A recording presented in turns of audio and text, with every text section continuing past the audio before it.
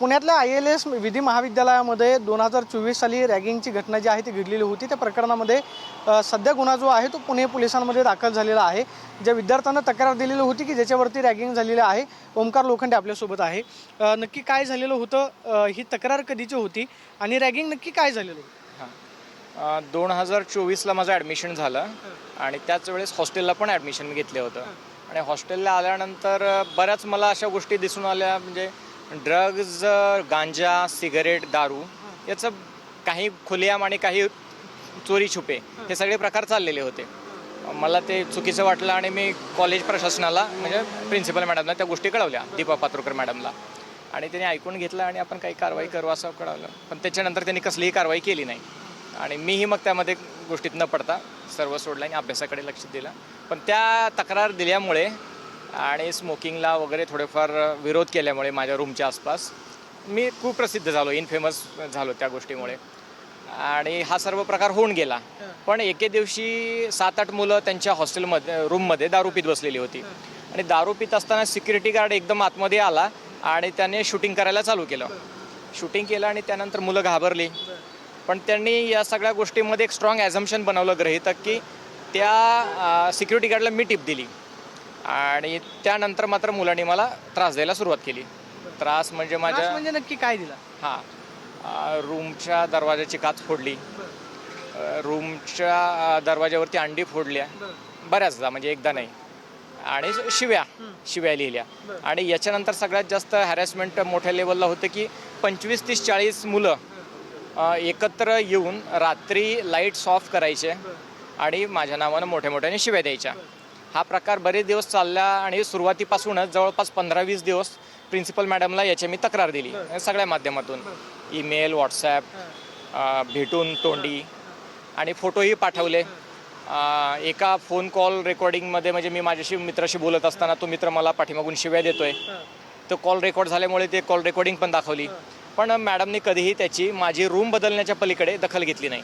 म्हणजे आता हे 100 वर्ष जुनं कॉलेज आहे आणि पूर्वीपासून या प्रशासनाची अशी खोड आहे की जे विक्टिम असतात, पीडित असतात, त्यांच्यावरतीच दोष माथी मारणे ते चुकीचे आहे। तुम्ही महाविद्यालयामध्ये आहात की पासआउट झाले? आहे, मी सेकंड इयरला आहे आणि या प्रकारानंतर पण कॉलेजनं एकही संधी मला त्रास देण्याची सोडली नाही, कारण मी कंप्लेंट विथड्रॉ केली नाही। 16 डिसेंबरपासून जे कंप्लेंट करत राहिलो ऑफिशियल ते 25 तारखेपर्यंत मला कसलेही काही त्याच्यावरती कारवाई झाली नाही। एवढं मला मानसिक त्रास झाला की शेवटचा माझा त्यावेळेचा फर्स्ट इयरचा सोशॉलॉजीचा पेपर मी देऊ शकलो नाही आणि मॅडमला मी तसं कळवलं। आणि त्यानंतर मात्र मानसिक ताण एवढा वाढला, मग मी UGCला कंप्लेंट केली। UGCने त्या संदर्भात डायरेक्शन ऑर्डर दिल्या कॉलेजला की या संदर्भात चौकशी करावी आणि अहवाल सादर करावा। यानंतर मात्र कॉलेजने मला बोलवलं आणि सांगितलं की कॉलेजच्या अध्यक्ष ह्या मृदुला भाटकर यांचं प्रेशर आहे, तू कंप्लेंट विथड्रॉ कर। जर कंप्लेंट केलीस आणि तर त्याचं नॅक ॲक्रेडिटेशन किंवा बाकीच्या ॲक्रेडिटेशनवरती किंवा कॉलेजचे प्रायव्हेटायझेशनची केस आहे, या सगळ्या गोष्टीवरती परिणाम होईल, त्यामुळे तू केस विथड्रॉ कर। मग मी त्याचा कसलाही प्रेशरला न जुमानता मी ठाम राहिलो। आता मग तुम्ही तक्रार केल्यानंतर पोलिसांमध्ये नक्की काय झालं की तुम्ही असं म्हणता की आता गुन्हा दाखल झाला, तर मग कॉलेज प्रशासनाने दखल घेतली नाही म्हणून तू पोलीस स्टेशनला गेला आणि मग त्याच्यानंतर मग तक्रार त्यांनी म्हणजे मधल्या पिरियडमध्ये त्यांनी प्रिन्सिपलचं स्वतःचं नाव काढण्यासाठी माझ्यावर प्रेशर आणलं आणि नाममात्र कमिटी नेमली आणि त्यांना हवा तसा त्यांनी अहवाल सादर केला। त्यानंतर मी पोलिसांकडे गेलो, पोलिसांना भेटलो। या सगळ्या प्रकारात मी त्याच्या पोलिसांच्या संथ कारवाई बाबतीत जरी असमाधानी असलो तरी त्यांनी काही ना काही कारवाई केलेली आहे आणि कधीही म्हणजे फक्त तोंड देखलेपणाची कारवाई केलेली नाही। म्हणजे मला त्यासाठी झगडावं लागलं। ACPना भेटलो, DCPना भेटलो, ॲडिशनल CPना भेटलो। किती जणांच्या विरोधामध्ये गुन्हा दाखल झाला आहे आणि आता नक्की मागणी काय? 5 जणांच्या विरोधात गुन्हा दाखल आहे, परंतु महाराष्ट्र अँटी रॅगिंग ॲक्ट प्रमाणे सेक्शन 7 प्रमाणे प्रशासनावरती ही कारवाई व्हायला पाहिजे, कॉलेज प्रशासनावरती। म्हणजे त्यांचे अध्यक्ष ILSच्या मृदुला भाटकरपासून त्या कॉलेजच्या दीपा पात्रोकर आणि इतर या सगळ्यांनी या सगळ्यावरती रॅगिंगला अपप्रेरणा देण्याचा याच्यावरती गुन्हा दाखल झाला पाहिजे. आता तुम्ही असं म्हणता की 2024 साली हे प्रकरण घडलं, आता गुन्हा दाखल झालेला आहे, तुम्ही अजूनही महाविद्यालयामध्ये आहात, शैक्षणिक काय अडचणी येतील असं वाटतं का तुम्हाला? नाही, शैक्षणिक अडचण म्हणजे त्यांनी माझं वर्ष वाया घातलेलं आहे. मी मधल्या पिरियडमध्ये चीफ जस्टिस बॉम्बे हायकोर्ट यांच्याकडे 4 महिने ज्युडिशियल इंटर्न कम लॉ रिसर्चर होतो आणि चीफ जस्टिसची तशी ऑर्डर होते की माझ्या इंटर्नशिपचा पिरियड कन्सिडर करण्यात यावा अटेंडन्स म्हणून. त्यानंतर पण त्यांनी मृदुला भाटकर्णी वगैरे त्याच्यामध्ये आता अशा गोष्टी आहेत की मी म्हणजे ओपनली बोलू शकत नाही, ज्युडिशरी इन्व्हॉल्व असते आणि तुम्हीही त्या पब्लिश करू शकत नाही, परंतु त्यांनी माझं वर्ष वाया घातलं हे. हां, आता काय कारवाईची मागणी आहे? प्रशासनावरती कारवाई व्हावी. ते ओपनच आहे.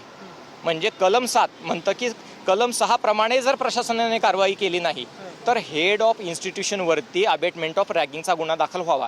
त्याच्यामध्ये कुठलीही तांत्रिक अडचण नाही, एकदम ओपन एका स्टेटमेंटमध्ये. महाविद्यालयामध्ये विद्यार्थी ड्रग्ज दारू याचं सेवन करत होते, त्याला तुम्ही विरोध केला म्हणून तुमच्यावरती विद्यार्थ्यांनी विद्यार्थ्यां म्हणजे काय की जेव्हा अशा प्रकारे आपण थोडीफार खऱ्याची सत्याची किंवा तत्वनिष्ठ भूमिका घेतो त्यावेळेस सगळ्याकडूनच आपल्याला त्रास होतो. म्हणजे ह्याचा मला खूपच त्रास झाला, कधी कधी पश्चाताप होतो. या गोष्टीत न पडता माझं मी लॉकडे फोकस करायला पाहिजे होतं, पण आहे आता त्याची शिक्षा बघतोय मी. तर आपण पाहतोय की ओंकार लोखंडे सांगतोय 2024 साली हे सगळं प्रकरण घडलेलं होतं. तो सध्या महाविद्यालयामध्ये सेकंड इयर वर्षामध्ये शिकत आहे. मात्र विद्यार्थ्यांनी ड्रग दारू या सगळ्या गोष्टींना विरोध केला म्हणून माझ्या रूमवरती येऊन अंडी फेकली आणि त्याचा विरोध जो आहे तो मला सहन करावा लागला.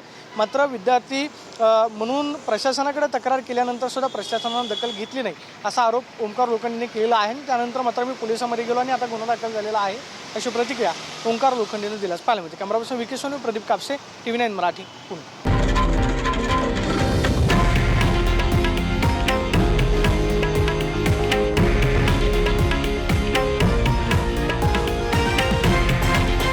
हे आहे देशातील नंबर 1 न्यूज नेटवर्क आणि आपण पाहत आहात TV9 मराठी, एकमेव.